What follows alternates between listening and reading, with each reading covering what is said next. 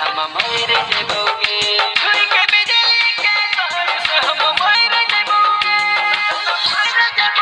recording studio Mansi एक गढ़िया हथियार सीतामढ़ी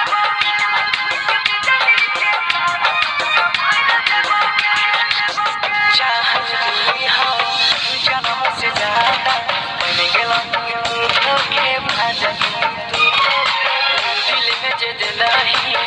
दर्द अनोखा लगलो में छोड़ छोरा लाट मेरा लाट और ठीक संगे अगिया में जहर जबोगे और ठीक संगे अगिया में जहर जबोगे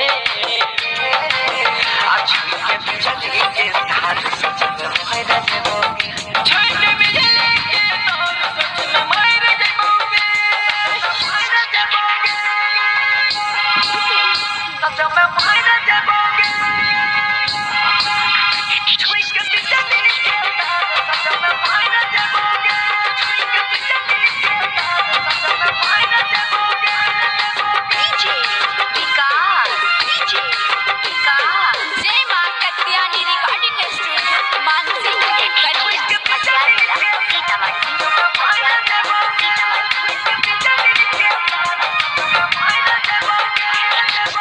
सोचने दी हो